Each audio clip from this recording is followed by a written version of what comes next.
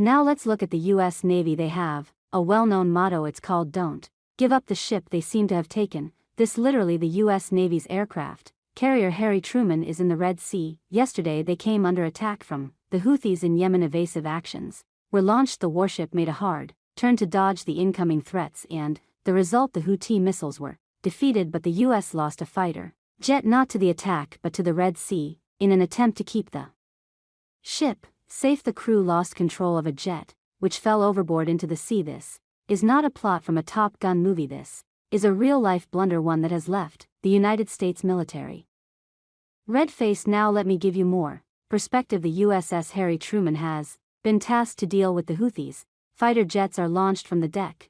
They drop bombs on the Houthis, and this happened yesterday as well. Everything was routine. It was going according to plan until the ragtag Houthi shot back. The American warship made a hard turn, and in the blink of an eye an F-18 Super Hornet fell into the Red Sea. One U.S. Navy sailor sustained injuries, but the jet, well, that is gone. It is now at the bottom of the ocean, and this is no ordinary aircraft. An F-18 Super Hornet costs around $60 million. That's more than the defense budget of some nations. $60 million. These warplanes are meant for carrier-based operations. They have advanced technology. The Super Hornet is one of the best for maritime roles, and one aircraft is now in the Red Sea.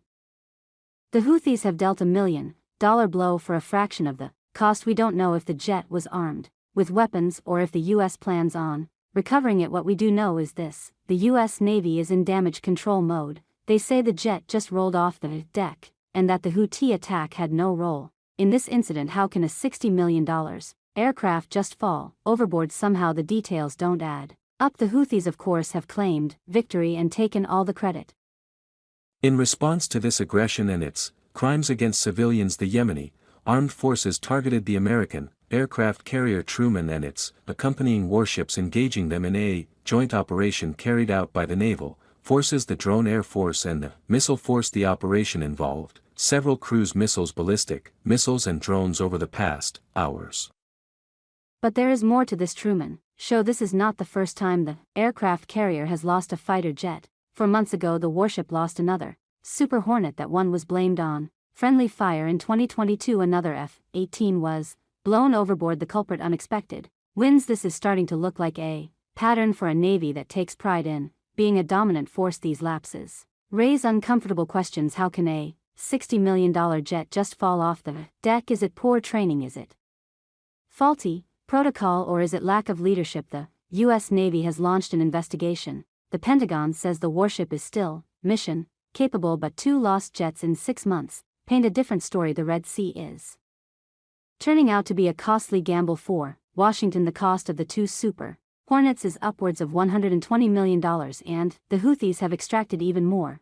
They have shot down at least 7 MQ-9 Reaper drones, and this is just in the last 6 weeks. Each drone is worth $30 million. Combine the jets and the drones, and the U.S. has suffered losses worth more than $330 million at the hands of this Yemen group. Now look at the Houthis. The rebel group fires cheap missiles and drones. They cost a few $1,000. So the Houthis are winning the war of economics, but of course they're paying a different price. The U.S. airstrikes on Yemen continue. Hundreds of Houthi rebels have been killed. Their weapons and ammunition have been targeted, yet the Houthis refuse to move an inch.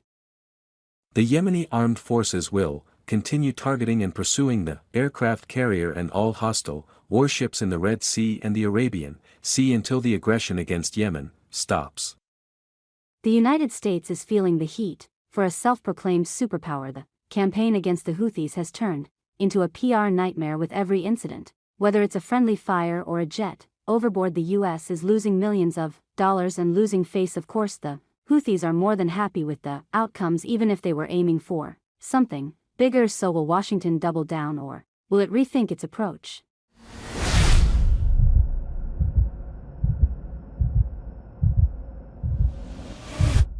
Thanks for watching this video.